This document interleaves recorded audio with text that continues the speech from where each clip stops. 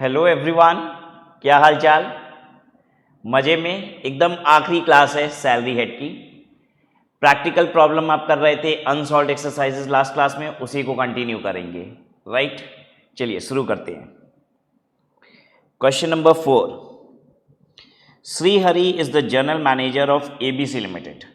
From the following details, compute income under head salary for the assessment year 24-25. That means previous year 23-24 की salary head की income निकालनी है। Right, salary head की income कैसे आएगी? जो भी सैलरी के कंपोनेंट है उसे जोड़ दीजिए, ग्रॉस सैलरी, उसमें से आप सेक्शन 16 का डिडक्शन ले लीजिएगा तो income under the head salary आ जाएगी। Basic salary is 20,000 per month, then dearness allowance 30% of basic salary, transport allowance 2,000 per month. तो बेसिक सैलरी पूरा टैक्सेबल होगा, डियरनेस अलाउंस भी पूरा टैक्सेबल होगा, transport allowance 2,000 per month. Transport allowance के case में क्या होगा? ये भी पूरा टैक्सेबल होगा ट्रांसपोर्ट अलाउंस। ठीक है, ट्रांसपोर्ट अलाउंस क्या है? घर से ऑफिस, ऑफिस से घर, इसके लिए पैसा मिलता है। अच्छा, अगर यही ट्रांसपोर्ट का परक्यूजिट मिल जाए ना, मतलब आपको पैसा ना मिले, परक्यूजिट मिल जाए तो एग्जेम्प्ट हो जाता है। ट्रांसपोर्ट अलाउंस अदरवाइज एग्जेम्प्ट किसके लिए? हैंडीकैप्ड एम्प्लॉयज के लिए है। Motor car running and maintenance charges fully paid by the employer 36,000 रुपये। Motor car is owned and driven by employee Hari. अच्छा, कार हरी की है। The engine cubic capacity is below 1.6 litre CC, छोटी कार है। Motor car is use for both official and personal purposes by the employee. Car दोनों इस्तेमाल हो रहा है, पर्सनल एंड ऑफिशियल। तो यानी जो 36,000 रुपये एम्प्लॉयर खर्चा कर रहा है वो एम्प्लॉय का पूरा बेनिफिट नहीं है, एम्प्लॉयर के रिस्पेक्ट में कितना खर्चा हो रहा है ये माइनस करना पड़ेगा। ठीक है, और इसकी एक डमी एजम्पशन है, अगर छोटी गाड़ी है तो 1,800 रुपया महीना लेस किया जाता है एम्प्लॉयर के रिस्पेक्ट में। यानी एम्प्लॉय के हाथ में जो परक्यूजिट यहाँ पे टैक्सेबल होगी वो होगी 36,000 माइनस 1,800 रुपया इंटू 12, ये होगी। फिर है expenditure on accommodation in hotel while touring on official duties met by the employer. एक बात बताइए, क्या ये एलटीसी की बात कर रहा है? लीव ट्रेवल कंसेशन, घूमने के लिए भेजा एम्प्लॉय को? नहीं, ऑफिस के काम से आप बाहर गए थे ऑफिशियल ड्यूटी पे, हो सकता है कोई मीटिंग वगैरह अटेंड करने गए थे, तो होटल में रहने का खर्चा 30,000 रुपये एम्प्लॉयर ने दिया है। अच्छा, क्या ये होटल एकोमोडेशन है जो हम लोग ने रेंट फ्री एकोमोडेशन के साथ पढ़ा था? होटल एकोमोडेशन वो भी नहीं है ये। वो कौन सा होटल एकोमोडेशन की बात कर रहा था? वहां पे बात कर रहा था जब आपको रहने के लिए फ्लैट की बजाय होटल दे दिया गया। ठीक है, ये वाले सिचुएशन की बात नहीं कर रहा था। कभी आप मीटिंग अटेंड करने गए, कोई कॉन्फ्रेंस अटेंड करने गए वाराणसी से दिल्ली और आप होटल में रहे, तो ऑब्वियसली एम्प्लॉयर पैसा देगा क्योंकि कंपनी के काम से गए हो आप। ठीक है, इसमें 1 रुपए का बेनिफिट नहीं होता है। आप किसी शहर में दूसरे शहर में गए, वहां नौकरी ज्वाइन करने के लिए गए हो, अभी आपको रहने का जुगाड़ नहीं दिया एम्प्लॉयर ने और इसलिए होटल में स्टे करा दिया, तो होटल को हम बेनिफिट कहते हैं, परक्यूजिट बेनिफिट कहते हैं कि एम्प्लॉयर भाई आपको रहने का भी इंतजाम दे रहा है। तो ये तो पूरा का पूरा खर्चा कंपनी का होता है, ये एम्प्लॉय के हाथ में टैक्सेबल नहीं होगा। ठीक है, इसकी वैल्यू नील होगी।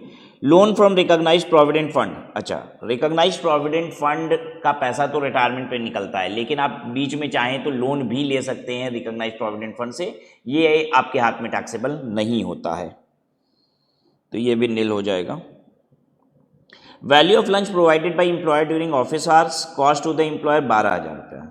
लंच एम्प्लॉयर ने दिया है 12,000 रुपये का, एम्प्लॉयर की कॉस्ट 12,000 रुपये है, तो इसमें से एग्जेम्पशन कितनी होगी? तो भाई एक दिन का कितना है ये हमको बता ही नहीं रहा है, तो अब हम एग्जेम्पशन पूरी मान लेंगे। हम ये मान लेंगे साल भर में 12,000 रुपये का दिया गया है, एक दिन की कीमत 50 रुपये से कम थी, यही मान के चल सकते हैं मोटा मोटी, और कोई रास्ता भी नहीं है आपके पास। ठीक है, कंप्यूटर एक मील की कॉस्ट 50 रुपये से कम थी, आपको यही मानना पड़ेगा। फिर है computer cost 50,000 kept by the employ in the residence of Hari from 1/10/23। 50,000 रुपये का कंप्यूटर है, 1/10/23 से हरी के घर पे रख दिया गया एम्प्लॉयर के द्वारा। मैं आपसे जानना चाहता हूं कि एम्प्लॉयर ने एम्प्लॉय को कंप्यूटर दे दिया है, ट्रांसफ़र कर दिया है कि यूज़ करने के लिए दिया है? क्योंकि दो चीज़ें होती है, अगर यूज़ करने के लिए दिया है तो वैल्यू परक्यूजिट की क्या आएगी? नील, और अगर ट्रांसफ़र कर दिया है तो फिर ऐसे केस में होता है कि 50% एक साल के यूज़ का वियर एंड टियर के नाम का घटा के वैल्यूएशन की जाती है।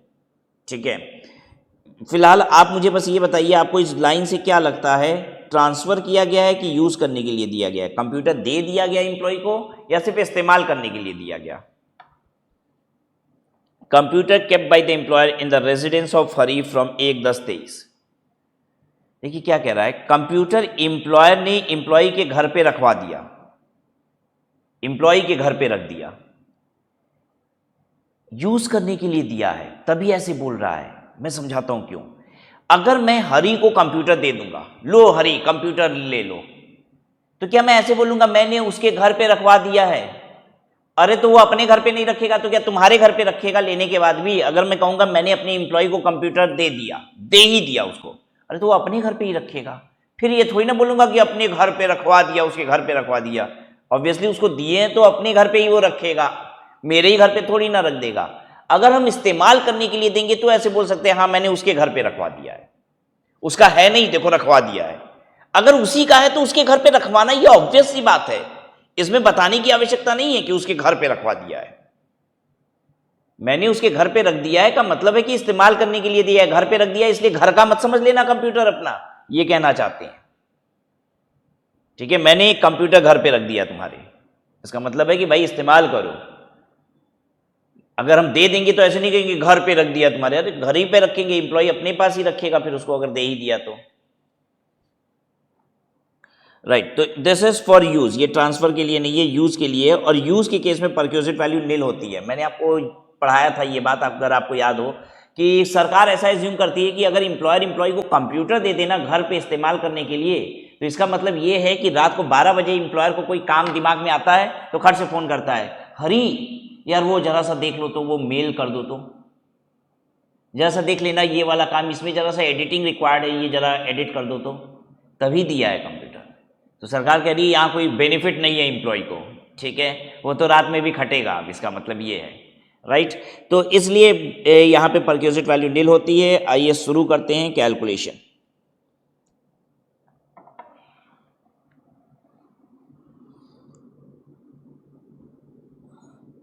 Solution for Shrihari income under head salary. इसमें क्या क्या है? Number 1 basic salary,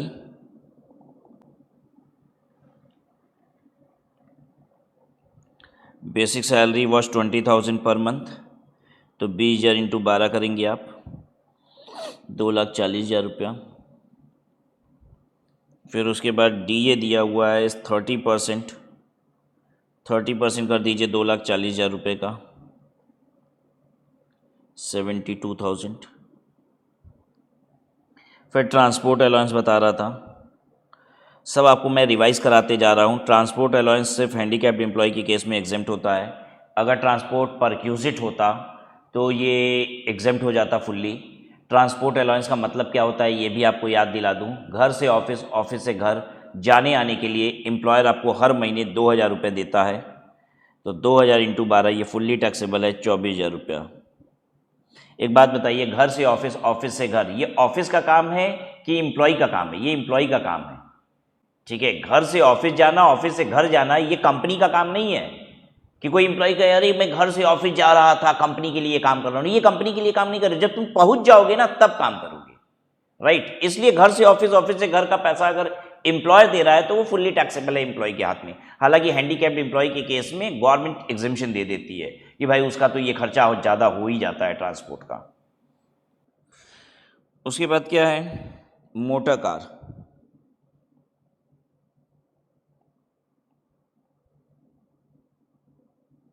motor car running and maintenance. Car तो एम्प्लॉय की ही है, बस रनिंग एंड मेंटेनेंस वो बियर कर रहा है।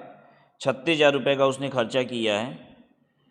तो इस केस में क्या होता है कि एम्प्लॉयर का खर्चा डमी एज्यूम कर लिया जाता है कि एम्प्लॉयर के रिस्पेक्ट में भी तो कुछ पैसा लग रहा होगा ना। तो कितना लग रहा होगा? छोटी कार का 1,800 रुपया महीना, बड़ी कार का 2,400 रुपया महीना एज्यूम किया जाता है।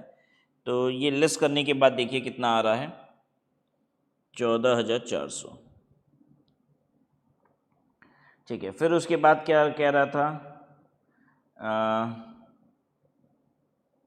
Accommodation in hotel. तो ये एकोमोडेशन इन होटल ये ऑफिशियल ड्यूटी का है।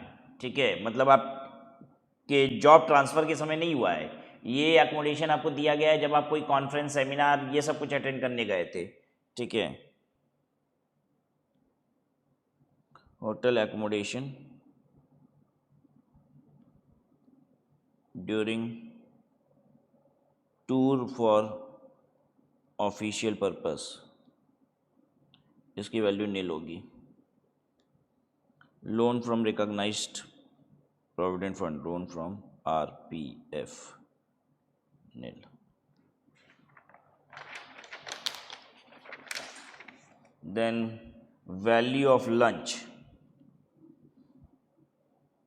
वैल्यू ऑफ लंच, इसको नील करेंगे। इसका वर्किंग नोट लिखेंगे आप, एक working note 1, working note 1, assuming cost of each meal is below ₹50। जो भी मील दिया गया 50 रुपये से कम का होगा, ये हम मान रहे हैं। ठीक है, फिर कंप्यूटर फॉर यूज़, इसकी वैल्यू नील होती है, जोड़ लीजिए अब।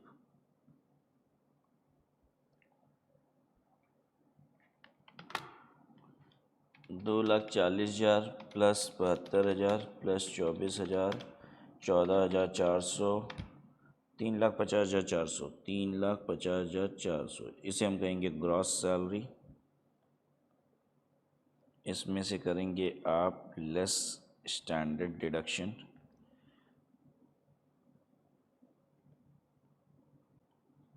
Under section 16(1)(a), under section U/S ऐसे लिखते हैं।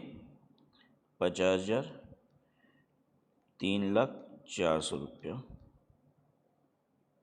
Income under head salary.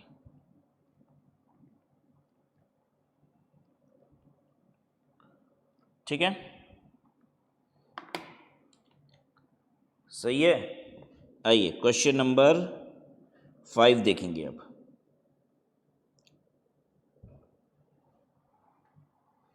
Question 5. Compute income under the head salary of Naveen for the assessment year 24-25 from the following information submitted to you. Basic salary is 20,000 per month. DA 60% of which is part of retirement benefit. 10,000 per month. DA अभी तो के फिलहाल 10,000 रुपया महीना है, लेकिन DA under retirement benefit कितना है बच्चों? 6,000 रुपये है। Children education allowance for 2 children 200 per month पर चाइल्ड। ठीक है, 200 रुपया महीना पर चाइल्ड मिलता है, लेकिन 100 रुपया महीना पर चाइल्ड आपका एग्जेम्प्ट हो जाएगा इसमें से। Free lunch for 300 days in office during office hour 120 पर मील था। अच्छा, 120 पर मील था, यानी 70 रुपया पर मील के हिसाब से टैक्सेबल हो जाएगा फॉर 300 डेज, 50 रुपये की एग्जेम्पशन हो जाएगी। Reimbursement of expenses incurred on credit card provided by the employer, तो ये तो टैक्सेबल हो जाएगा पूरा। गिफ्ट ऑफ मोबाइल, अच्छा गिफ्ट मिल रहा है, 5,000 रुपये तक का गिफ्टिंग काइंड एग्जेम्प्ट होता है, याद है ना, तो 10,000 रुपये टैक्सेबल होगा। Rent free accommodation at Delhi, the fair rental value of which is 84,000। Fair rental value क्यों बोल रहा है? क्योंकि किराए पे मकान नहीं लिया है। फेयर रेंट इसलिए बोल रहा है क्योंकि एम्प्लॉयर उसका मालिक है, तो कह रहा है उसका किराया इतना होना चाहिए। ठीक है, इस बात से फर्क नहीं पड़ता फेयर रेंटल वैल्यू से। अगर एम्प्लॉयर का अपना मकान है, दिल्ली में उसने दिया है एम्प्लॉय को रहने के लिए, तो दिल्ली की पॉपुलेशन 40 लाख से ज़्यादा।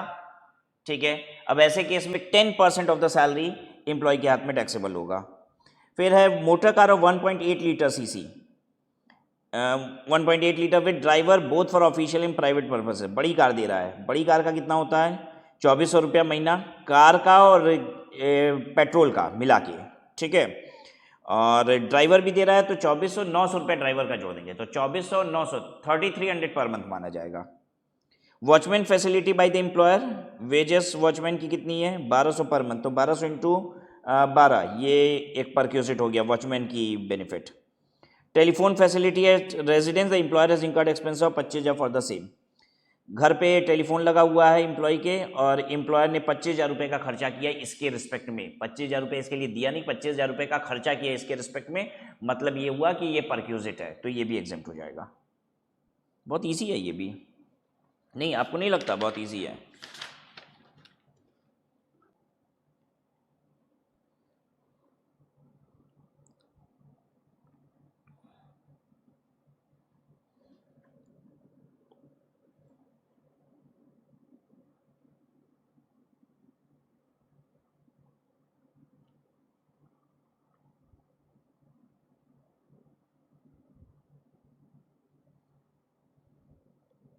Solution 5,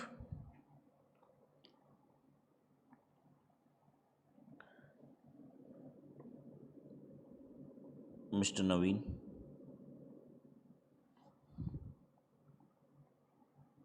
income under head salary,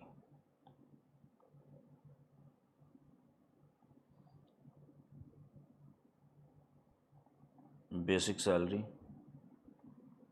20,000 into 12, 2,40,000, ठीक है। DA 10,000 into 12, 1,20,000। फिर चिल्ड्रन एजुकेशन अलाउंस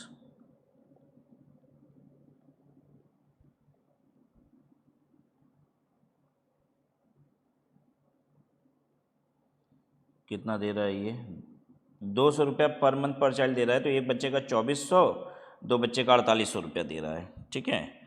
और इसमें से एग्जेम्प्ट हो जाएगा 2,400 रुपया, एक बच्चे का 1,200 एग्जेम्प्ट होगा ना, तो दो बच्चे का 2,400 एग्जेम्प्ट हो जाएगा, 2,400 रुपये टैक्स। उसके बाद फ्री मील 120 रुपया, 50 रुपया एग्जेम्प्ट कराइए, ठीक है, इंटू कर दीजिए इसमें 300 दिन का, तो 21,000 रुपये हो गया। क्रेडिट कार्ड एक्सपेंस रिम्बर्समेंट,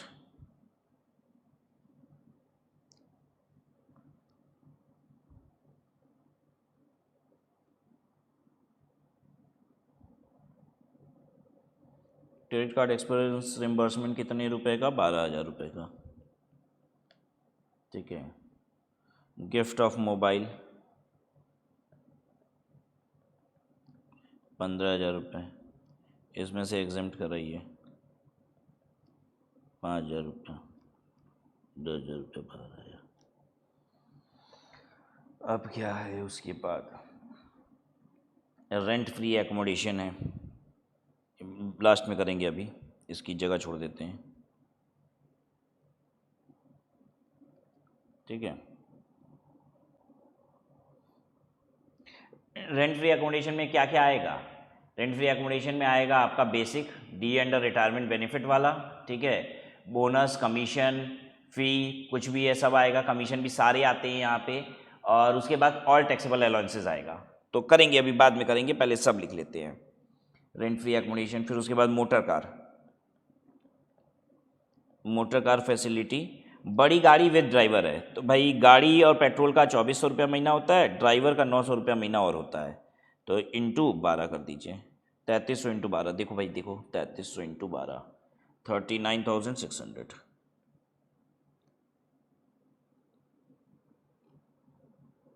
ठीक है। फिर मोटर कार के बाद क्या है? Watchman, watchman facility,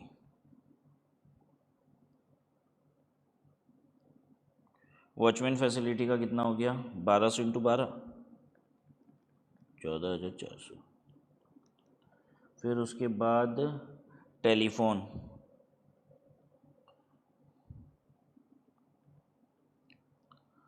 facility is नील, ये एग्जाम्प्ट होता है, क्योंकि ये हम जोड़ेंगे तो आएगा ग्रॉस सैलरी, फिर हम इसमें से करेंगे less standard deduction under section 16(1)(a) 50,000, और फिर आ जाएगा ये इनकम अंडर हेड सैलरी,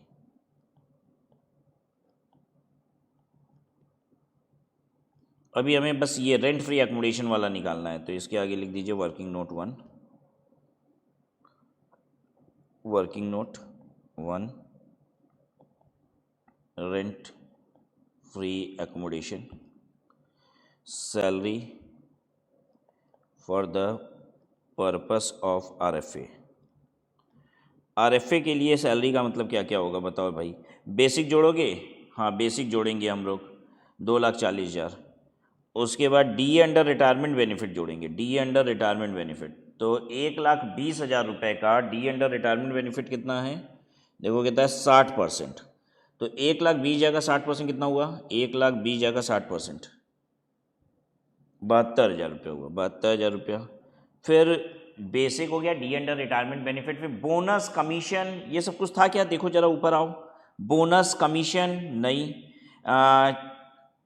फी कोई नहीं, ये सब कुछ नहीं है। फिर उसके बाद टैक्सेबल अलाउंसेस सारे जोड़ने, टैक्सेबल अलाउंसेस, ठीक है। तो टैक्सेबल अलाउंसेस में क्या क्या है जरा देखो, चिल्ड्रेन एजुकेशन अलाउंस ये वाला ले लेंगे, चिल्ड्रेन एजुकेशन अलाउंस ये वाला ले लेंगे। उसके बाद फ्री मील, ये अलाउंस है कि परक्यूजिट है? बेटा ये खाना खाने को मिल रहा है, परक्यूजिट है ये। Credit card expense reimbursement perquisite है, gift of mobile perquisite, rent free accommodation, motor car, watchman, telephone सब परक्यूजिट है। इसके बाद अलाउंस बस एक ही मिला था, तो 2,400 ये डाल दीजिए प्लस 2,400, देखो टोटल कितना आया?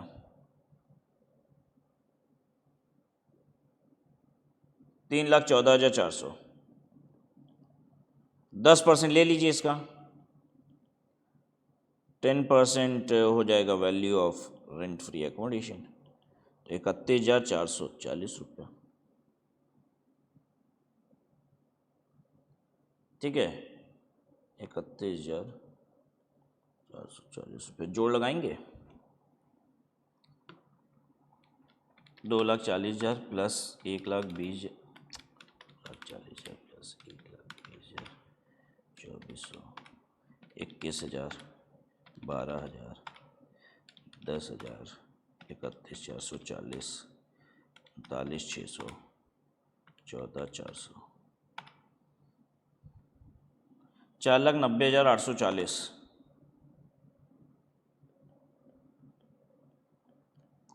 माइनस 50,000 4,40,840 डन हो गया।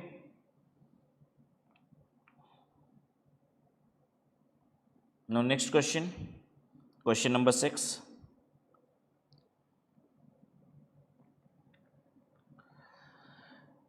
Mrs. Pandey is an employee of a private college in Moradabad. College की एम्प्लॉई है, ठीक है। Whose population is 10 lakh. अच्छा, मुरादाबाद की पॉपुलेशन तो बहुत कम है, अगर इनको रेंट फ्री एकोमोडेशन मिला, देखिए वहीं पे पॉपुलेशन की जरूरत पड़ती है, रेंट फ्री एकोमोडेशन अगर इनको मिला तो 5% पे वैल्यूएशन होगी, ठीक है। अगर एम्प्लॉयर का ओन्ड एकोमोडेशन होगा, ठीक है, क्योंकि अगर ये रेंट पे लेके देगा तब तो आपको मालूम है 10% ऑफ द सैलरी और rent paid which ever is less होता है फिर तो, ठीक है। अगर ओन्ड हुआ तो 5% वाला आएगा। Which is not registered as charitable trust. Okay, this college is not registered as a charitable trust with the income tax department. She is in the grade of, इसको ग्रेड सिस्टम के तहत salary मिलती है। ओ चलिए, थोड़ा सा मजा आएगा इस बार, है कि नहीं। सिंस 1/1/22, 1/1/2022 से, ध्यान दीजिएगा हम लोग हैं प्रीवियस ईयर 23-24 में, तो हमें खींच के लाना पड़ेगा कि भाई 1/1/22 से लेके इतने समय तक ये तनख्वाह थी, फिर ये तनख्वाह हुई, फिर ये तनख्वाह हुई, बढ़ाते बढ़ाते फिर हमको देखना पड़ेगा 23-24 की क्या तनख्वाह है, right. C gets 2,000 per month as dearness allowance and CCA is 100 per month. She gets 2,000 per month as DA and CCA 100 रुपया पर मंथ है। अच्छा, DA उसने बता दिया 2,000 रुपया महीना, लेकिन how much is forming part of retirement benefit ये नहीं बता रहा है, तो क्या मानेंगे? How much is forming part of retirement benefit? Nothing is forming part of retirement benefit. Clear है? जब भी न बताए क्वेश्चन में तो यही माना जाता है कि DA का कोई भी हिस्सा रिटायरमेंट बेनिफिट का पार्ट नहीं बनता है। She has been provided with a furnished accommodation by the college. The college is not the owner of this house. अच्छा, कॉलेज ओनर नहीं है और रेंटल 2,500 रुपया महीना दिलाता है, तो फिर अब वैल्यूएशन कैसे होगी? रेंट पेड और 10% of salary whichever is lower and the furniture costing 4,000 has been provided by the college. 4,000 रुपए का फर्नीचर दिया गया है, तो फर्नीचर के नाम का 400 रुपया जोड़ना है बस। हम रेंट फ्री एकोमोडेशन की वैल्यू निकाल लेंगे और 400 रुपया फर्निशिंग के नाम का जोड़ देंगे उसमें, ठीक है। She has been given car of engine cubic capacity of 1.4 litre, मतलब छोटी वाली गाड़ी दी गई है, which is in addition to college work is used by her for private purpose. अच्छा, कॉलेज के साथ साथ प्राइवेट पर्पस में भी यूज होता है, पीओपीपी यूज के लिए छोटी गाड़ी दी गई है, ठीक है। The driver remuneration and all expenses relating to the use of car are borne by college, driver भी दिया है कॉलेज ने। तो अच्छा, गाड़ी पेट्रोल मिला के कितना हो जाता है, मतलब गाड़ी और रनिंग मिला के कितना हो जाता है, छोटी गाड़ी का 1800 रुपया महीना, ठीक है, और ड्राइवर का 900 रुपया और जोड़ दिया जाता है, तो 1800 900 कितना हो जाएगा, 2700 रुपया महीना इनकी परक्यूजिट वैल्यूएशन है मोटर कार के रिस्पेक्ट में। She has been provided with the facility of a gardener, a watchman and a servant who are paid by the college 300 per month each. अच्छा, उसको एक गार्डनर मिल गया, एक वॉचमैन मिल गया, एक सर्वेंट मिल गया, और तीनों को ही कंपनी 300 रुपया महीना देती है, मतलब 3600 रुपये का साल में गार्डनर, 3600 रुपये का वॉचमैन और 3600 रुपये का सर्वेंट मिला है। सी contributes 10% of her pay to statutory provident fund to which the college also contributes 10%। पता है क्यों बताते हैं ये लोग statutory provident fund, college employee है, क्या इतना हमको मालूम है कि नहीं कि गवर्नमेंट ऑर्गेनाइजेशन और एजुकेशनल इंस्टीट्यूशन कोई भी हो उसमें कौन सा प्रोविडेंट फंड मेंटेन होता है, स्टैट्यूटरी प्रोविडेंट फंड। अच्छा, एजुकेशनल इंस्टीट्यूशन का मतलब स्कूल कॉलेज से ही है, ये ध्यान रखिएगा। एजुकेशनल इंस्टीट्यूशन का मतलब कोचिंग इंस्टीट्यूट्स नहीं होती है, ठीक है। क्योंकि हो सकता है आपके दिमाग में कहीं ये बात हो, देखिए कोचिंग इंस्टीट्यूट को तो गवर्नमेंट बड़ी बेकार निगाहों से देखती है। हाँ, आप देखेंगे, अभी मैं सिंस इनकम टैक्स पढ़ा रहा हूँ तो मैं नहीं बता सकता आपको जीएसटी के प्रोविजंस, अदरवाइज आपको लगेगा कि ये बड़ा अत्याचार है भाई, क्यों इतनी गंदी निगाहों से कोचिंग इंस्टीट्यूट को देखा जा रहा है, स्कूल कॉलेज को इतना तवज्जो दिया जा रहा है, राइट। जबकि आज हिंदुस्तान में ज़्यादा बच्चे रिलाई किस पे करते हैं, द प्राइवेट कोचिंग इंस्टीट्यूट, ठीक है। स्कूल कॉलेज में पढ़ने के बाद भी बच्चा कोचिंग इंस्टीट्यूट ले रहा है। C contributes 10% of her pay to the statutory provident fund, to which the college also contributes 10%. C purchased, अच्छा उसने, देखिए इसने 10% कंट्रीब्यूट किया स्टैट्यूटरी प्रोविडेंट फंड में, तो इसका 80C में डिडक्शन मिलेगा, ठीक है। तो हम देख लेंगे इसकी सैलरी इनकम निकालनी है कि टोटल इनकम निकालनी है। टोटल इनकम निकालनी होगी तो 80C के डिडक्शन को भी हम कंसिडर करेंगे, नहीं तो फिर बेकार है। और कॉलेज 10% डालता है तो इससे फर्क पड़ता नहीं है, क्योंकि कॉलेज चाहे जितना डाल दे, 10% नहीं 50% भी डाल दे तो भी एग्जेम्प्ट है, ठीक है। C purchase book of her subject for 1000 रुपया। अच्छा, पढ़ाने के लिए उसने खुद किताब खरीदी 1000 रुपये, इस बात से कोई फर्क नहीं पड़ता। ये कोई बिजनेस नहीं है कि जो कमाने के लिए हम खर्चा करते हैं वो हमें लेस करने को मिलता है। जैसे स्टडी एट होम जितनी किताबें पढ़ाने के लिए खरीदेगा ना, मान लीजिए हम दूसरे ऑथर्स वगैरह की किताब खरीद रहे हैं, ठीक है, अपने नोट्स वगैरह को बनाने के लिए, मान लीजिए ऐसा करते हैं, तो उन सभी किताबों की हमें डिडक्शन मिल जाए। हम इनकम टैक्स का बेयर एक्ट खरीद रहे हैं, इनकम टैक्स रूल्स खरीद रहे हैं, राइट, क्योंकि आप तो देखते ही हैं कि एक्ट के हम रेफरेंसेस लेते हैं, रूल्स के रेफरेंसेस लेते हैं, तो इन ये सब अगर हम खरीद रहे हैं तो हमें इसकी हमें ये एक्सपेंस की तरह क्लेम करने को मिलता है। क्यों? क्योंकि हम बिजनेस में हैं, तो बिजनेस में जो आता है वो रेवेन्यू है, और जो हम खर्च करते हैं वो एक्सपेंडिचर है। दोनों को एडजस्ट करने के बाद जो आता है वो प्रॉफिट होता है। लेकिन सैलरी में ऐसा नहीं होता, सैलरी में जो आया वही इनकम है। अब 1000 रुपये के टीचर ने किताब खरीदी, इस बात से फर्क नहीं पड़ता, तो ये तो इग्नोर हो जाएगा। एंड पेड एम्प्लॉयमेंट टैक्स 500 रुपया। अच्छा, एम्प्लॉयमेंट टैक्स की डिडक्शन मिल जाएगी। Her salary becomes due on first day of the next month. अच्छा, सैलरी ड्यू होती है अगले महीने की 1 तारीख को। अच्छा, determine her income under the head salaries for the assessment year 24-25। Salary due होती है अगले महीने की 1 तारीख को, ये भी ध्यान रखना होगा। क्लियर है? सब सही है हमारे लिए तो, परफेक्ट है एकदम।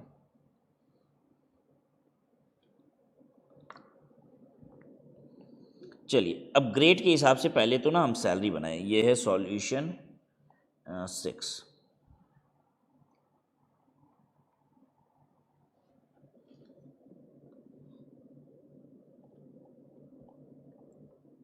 ग्रेड सैलरी क्या है इसकी? 14,500 डैश 400, ये हम क्वेश्चन से कॉपी कर रहे हैं, डैश 16,500 डैश 600 डैश 19,500, ठीक है, विथ इफेक्ट फ्रॉम। ये ग्रेड कब से मिला है? 1/1/22। अब इसका मतलब क्या है? इसका मतलब ये हो गया कि 1/1/22 से लेके 31/12/22 तक सैलरी जो होगी वो होगी 14,500 रुपया पर मंथ। अच्छा, स्टार्टिंग सैलरी दी है क्या इसकी? नहीं। तो स्टार्टिंग सैलरी अगर ना दी हो तो जहां से ग्रेड शुरू हो रहा है वहीं से स्टार्टिंग सैलरी मानी जाती है। क्यों मैं ये बात बोल रहा हूं? क्योंकि ऐसा जरूरी नहीं है कि अगर आपको ये ग्रेड हम दे रहे हैं तो सैलरी आपकी 14,500 से ही शुरू होनी चाहिए, ऐसा बिल्कुल जरूरी नहीं है।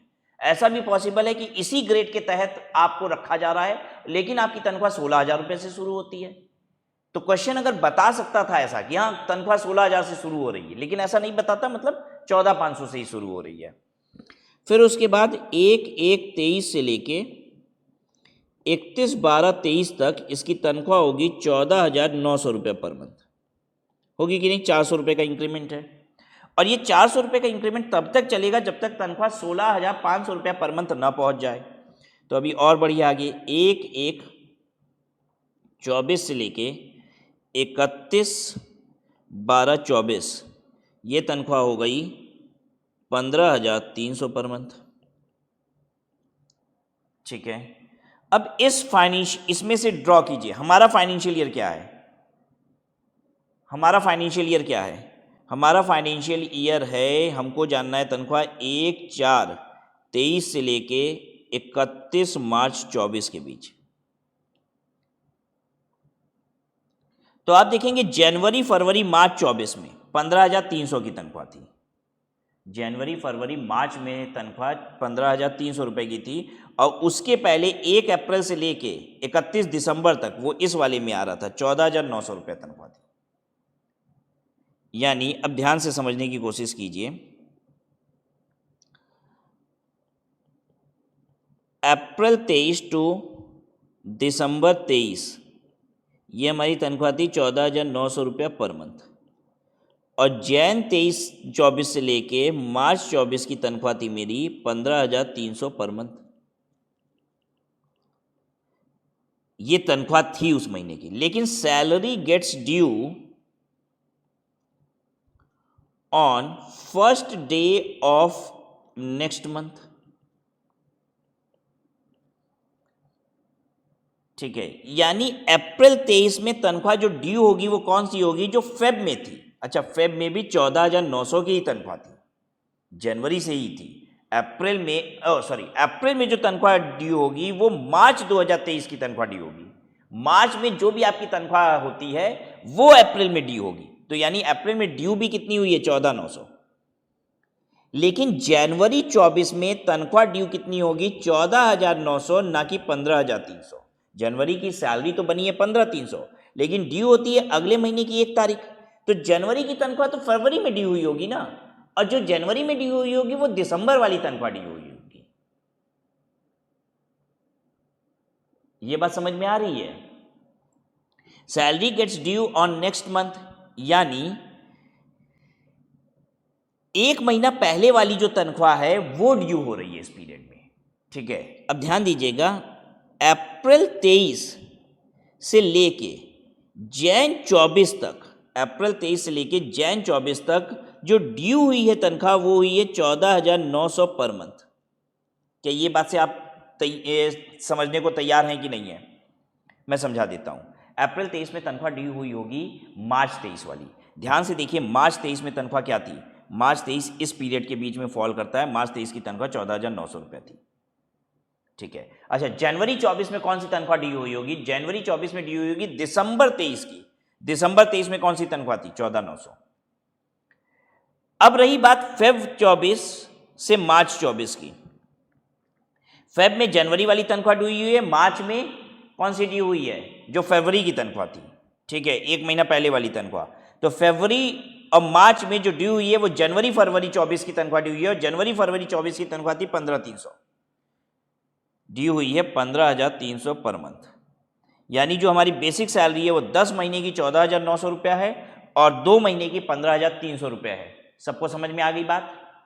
अगर नहीं समझ में आई है वीडियो को रिवाइंड कीजिए वापस से, फिर से पूरी बात सुनिए। ठीक है, हो सकता है आपको क्लैरिटी में थोड़ी दिक्कत आई हो, वापस से दोबारा से सुनिए इस बात को। ठीक है, Mrs Pandey, income under head निकालना क्या था? इनकम अंडर हेड सैलरी निकालना है।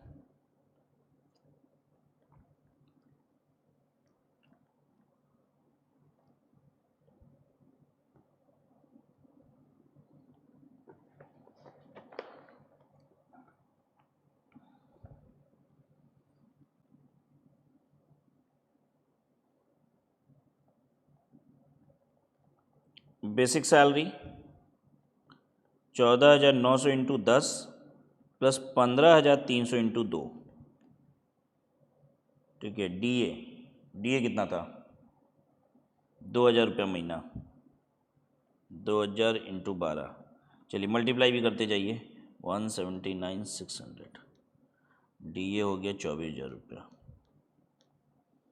फिर हो गया सिटी कंपनसेटरी अलाउंस 100 रुपये मिल रहा है। सिटी कंपनसेटरी अलाउंस ये फुल्ली टैक्सेबल होता है। 100 इंटू 12 1,200 रुपया।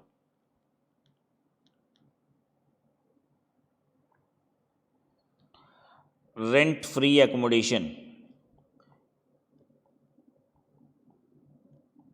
इसको वर्किंग नोट में करेंगे। वर्किंग नोट 1 लिख के छोड़ दीजिए। ठीक है।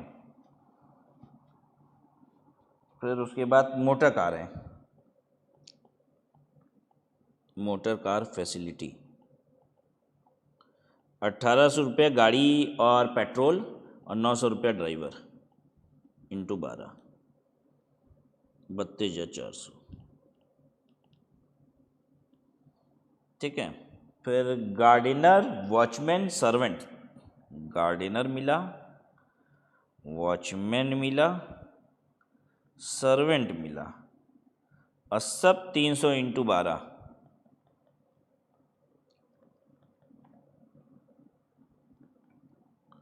3600, 3600, 3600। अच्छा, आपको ऐसा तो नहीं लग रहा है कि हम सीधे सीधे आंसर देख लेंगे फिर धीरे से आराम से छाप लेंगे? ऐसा मत कीजिएगा, मेरे साथ साथ पैरेलली चलिए। ठीक है। और आप भी नोट कीजिए अपनी कॉपी में। सॉल्यूशन आपको सिर्फ देखते नहीं रहना है, प्लीज आपको मेरे साथ साथ आप एज्यूम कीजिए you are sitting in a face to face class. ठीक है। और बिल्कुल जैसे जैसे सर कर रहे हैं वैसे ही हमें भी करना है, एकदम पैरेलली छापना है। फिर उसके बाद क्या है?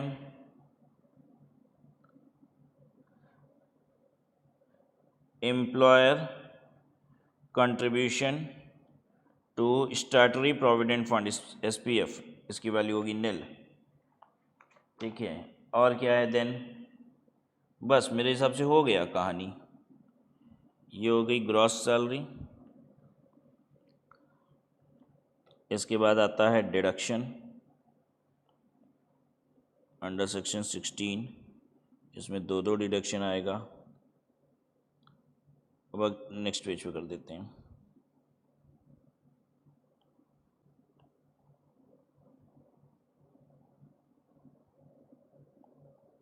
Standard deduction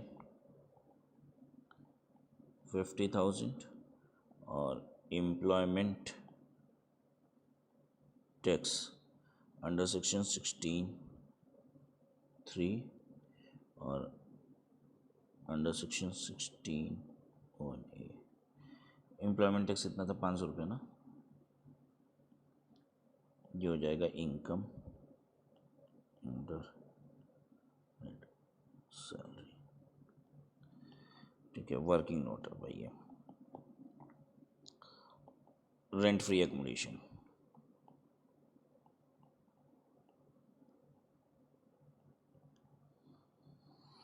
salary for the purpose of rent free accommodation क्या होगा?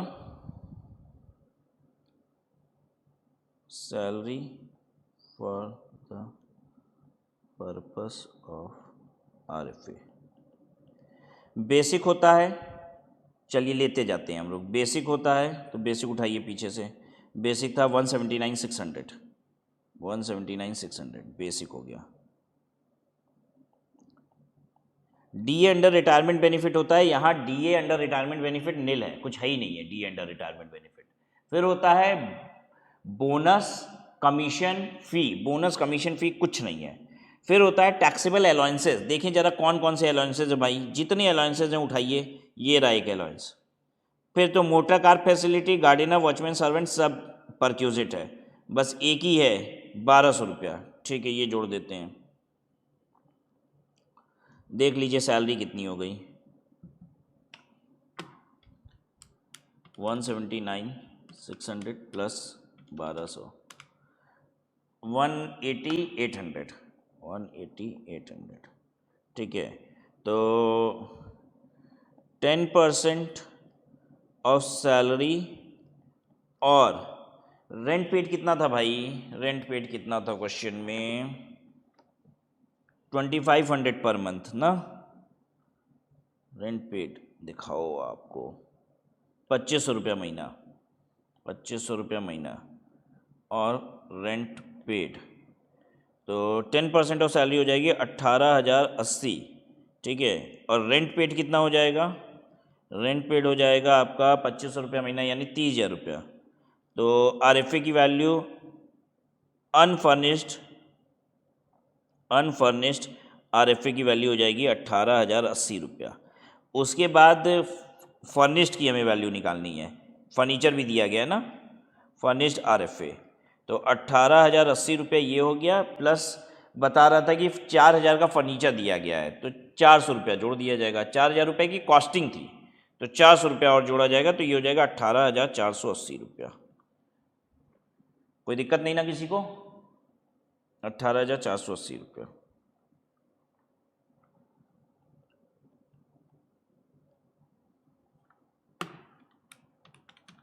वन 179,600 प्लस 24,000 प्लस 1,200, 18,480, 32,400, 3600, 3600, 3600, 2,66,480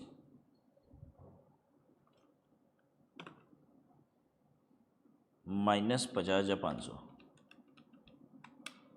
ये हो गया 2,15,980। गट।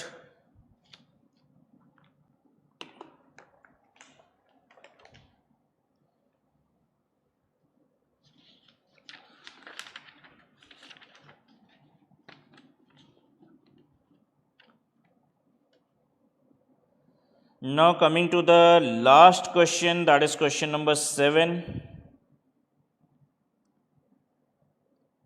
देखिए, Rahul has been in service of Yes and Company Private Limited since 1st February 1994 in Delhi.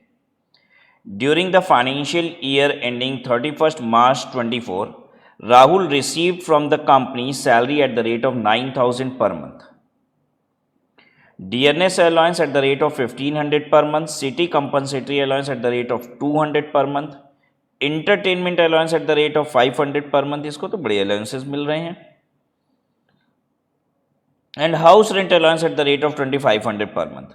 Rahul resides in the house property owned by his HUF for which he pays a rent of 3,000 per month. अच्छा, राहुल अपने HUF की property में रहता है। भाई HUF की property मतलब राहुल की प्रॉपर्टी नहीं हुई, वो पूरे परिवार की प्रॉपर्टी है और उसको किराया भी दे रहा है राहुल 3,000 रुपये महीने का।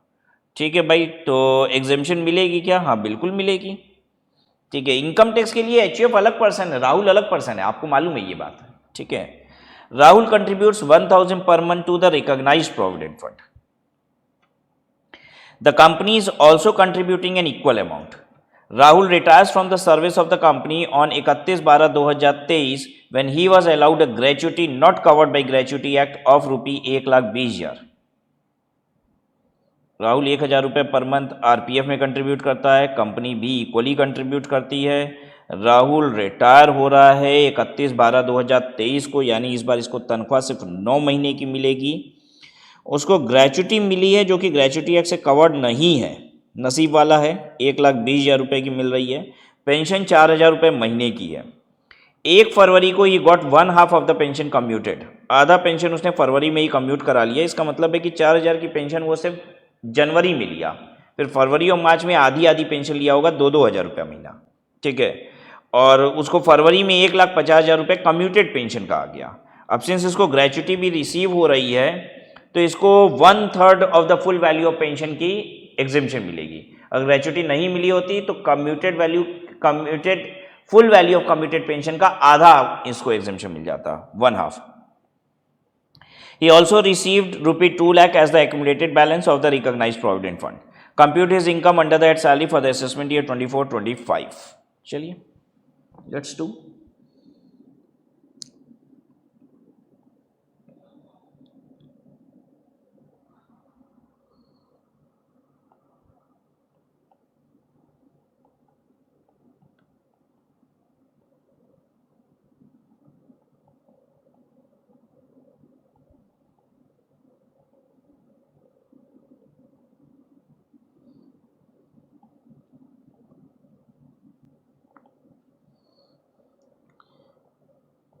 बेसिक सैलरी 9,000 इंटू 9, ठीक है, नॉट 12. फिर डी ए कितना बता रहा है आपको, 1500 पर मंथ. अब इसमें देखिए डीए के बाद कुछ ये नहीं बताया कि how much is forming part of retirement benefit, तो भाई nothing forms part of retirement benefit. CCA city compensatory allowance 200 रुपये महीना, तो ये तो फुल्ली टैक्सेबल होता है, ठीक है. एंटरटेनमेंट अलाउंस में डिडक्शन मिलेगी क्या? देखिए एंटरटेनमेंट अलाउंस में एग्जेम्पशन नहीं होती तो डिडक्शन है, लेकिन मिलेगी कि नहीं मिलेगी पहले आप मुझे ये बताइए आप.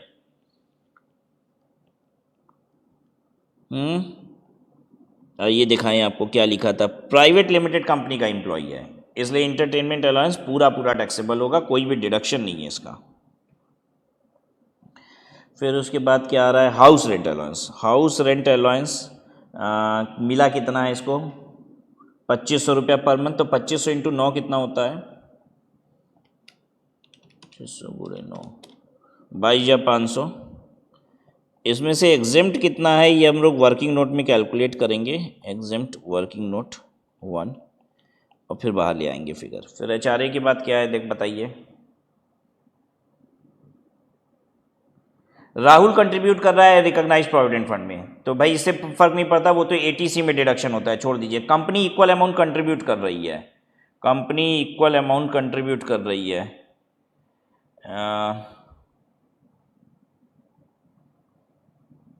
तो देखिए इक्वल अमाउंट 1,000 रुपया महीना है ना, या 12% तक तो अलाउड होता है basic DA under retirement benefit वगैरह का. तो 9,000 रुपया बेसिक है इसका, इंटू 12% करिए, 1,080 होता है, तो कुछ भी एग्जाम नहीं होगा. Employer contribution to RPF, employer contribution to RPF nil, ठीक है. इसका हम वर्किंग नोट 2 बना के दिखा देंगे आपको कि क्यों नील किया हमने. फिर उसके बाद क्या है, ग्रेचुटी मिल रही है. ग्रेचुटी मिल रही है कितनी 1,20,000 रुपया. इसमें भी एग्जेम्प्ट होगा, मैं इसका वर्किंग नोट बना के आपको दिखा दूंगा, कोई बदमाशी नहीं है आपके साथ मेरी, ये भी करके दिखा दूंगा, ठीक है. देन कम्स उसके बाद पेंशन. ग्रेचुटी के बाद पेंशन दे रहा है, हाँ पेंशन. पेंशन में अनकम्यूटेड पहले कर लीजिए. अनकम्यूटेड कितना, 4,000 रुपया एक बार प्लस 2,000 रुपया 2 बार, ठीक है, यही ना हुआ, तो 8,000 रुपया ये हो गया. अनकम्यूटेड पेंशन, अरे commuted pension,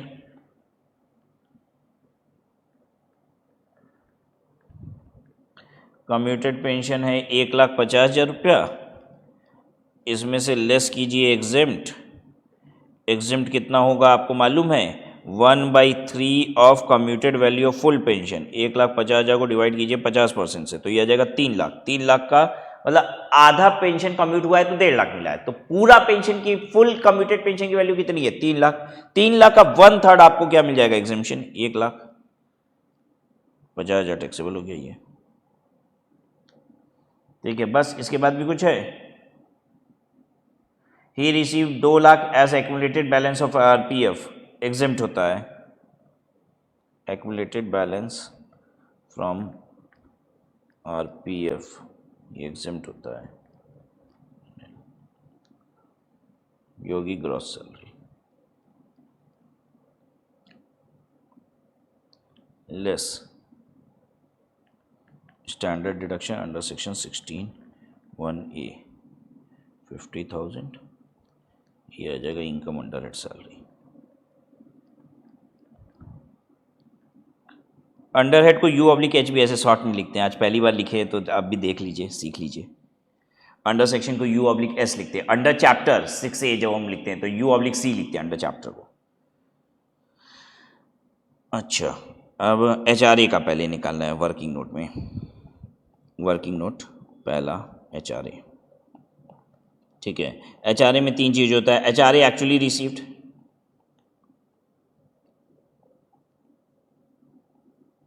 HRA actually receive कितना था मेरा, ऊपर लिखे थे 22,500।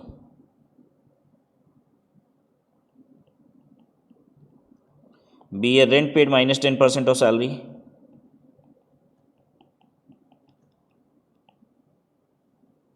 रेंट पेड हो गया कितना था ये रेंट पेड, 3,000 रुपये महीना दे रहा था ना, हाँ 3,000 इंटू 9 ये रेंट पे किया है, minus 10% of the salary. Salary में क्या लिया जाएगा,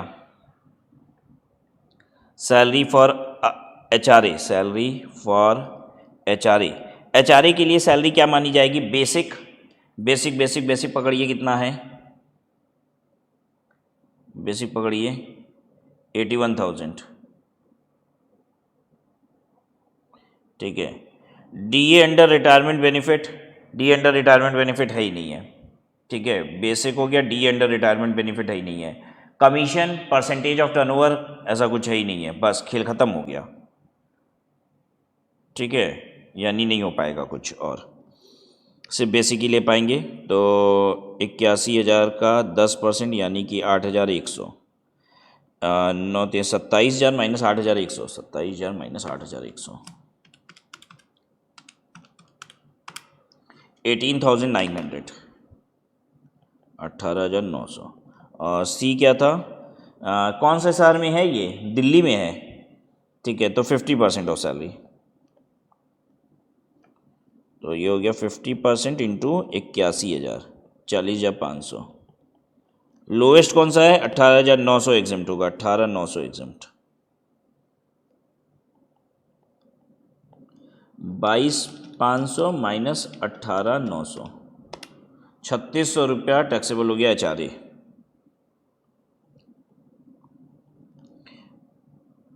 एम्प्लॉयर कंट्रीब्यूशन टू RPF के बारे में वर्किंग नोट 2 बना के लिख दीजिए।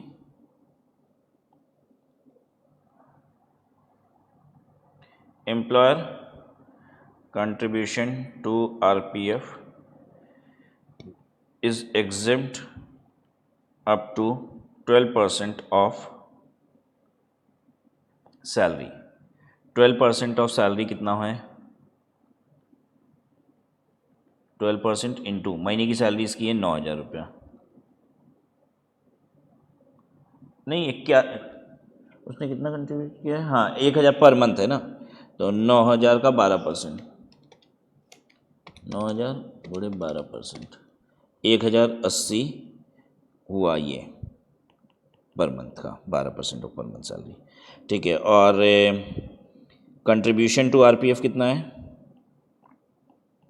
1,000 पर मंथ, तो देयरफॉर एग्जम्प्ट है, इसलिए एग्जम्प्ट है, ये भी बता दिए। अब तीसरा क्या था, तीसरा था gratuity, not covered by gratuity act है ना, ये not covered by gratuity act है। तो ए average monthly salary into 15/30 into number of completed year of service, number of completed year, ठीक है। एवरेज मंथली सैलरी, तो भाई एवरेज पकड़िए मंथली सैलरी का, उसमें भी बेसिक लेते हैं, डी अंडर रिटायरमेंट बेनिफिट लेते हैं, आप कमीशन लेते हैं। तो डी अंडर रिटायरमेंट बेनिफिट है नहीं, कमीशन कुछ है ही नहीं, बेसिक ही पकड़ेंगे आप, और क्या कर लेंगे। 9,000 रुपया इंटू 15/30 एवरेज होता है पिछले 10 महीने का एवरेज। तो भाई सैलरी इंक्रीज़ हुई है डिक्रीज़ हुई है कुछ बताया ही नहीं, तो 9,000 चल रहा होगा हर महीने,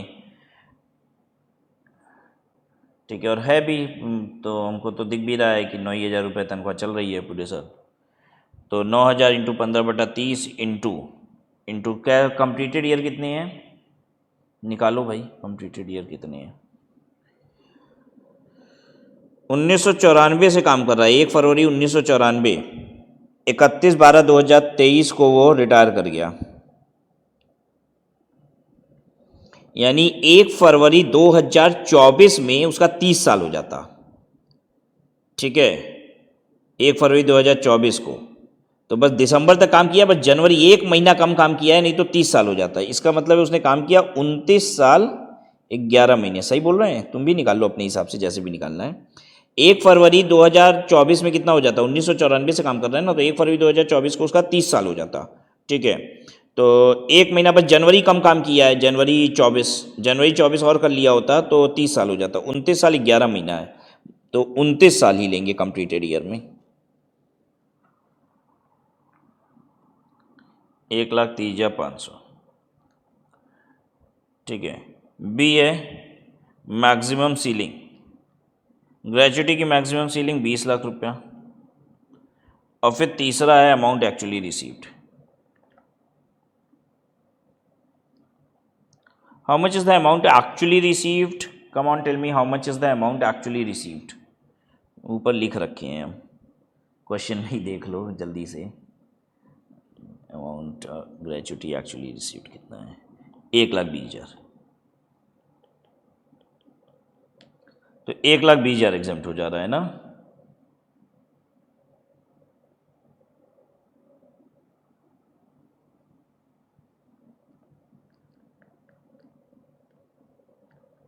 एक लाख 20,000 पूरा ही एग्जाम्प्ट हो गया ये तो, नील हो गया। चलिए जोड़ लगा लेते हैं। 81,000 plus 13,500 plus 1,800 plus 4,500 plus 3,600 plus 8,000 plus 50,000, बस हो गया 1,62,400 minus 50,000, 1,12,400। So that's all. Income from salary आ गई and this was the last question. तो इस तरीके से आपने पहला हेड ऑफ इनकम सैलरी वो कंप्लीट कर लिया है and I am very sure कि आप ये सब क्लास एंजॉय कर रहे हैं। ठीक है, कर रहे हैं तो मुझे भी बताइए, मुझे बड़ी खुशी होगी ये जान के कि आपका क्या फीडबैक है इन क्लासेस के लिए। How much are you enjoying these classes? और जिस तरीके से ये पहला हेड किए हैं, फटाफट हम सारे हेड कंप्लीट कर लेंगे और उसके बाद तो इनकम टैक्स का समझ लीजिए 80% 90% हो चुका है once we have completed all the heads of income. बाकी तो जो चैप्टर है ना उसके बाद वो तो सिर्फ गिनती के लिए हैं, राइट, उसमें कुछ होता नहीं है खास। तो बस 5 हेड जो हैं यही स्ट्रांग चीज है, इसको कंप्लीट करें फिर बाकी के चैप्टर्स करेंगे and we are done with income tax, right. चलिए बाय बाय।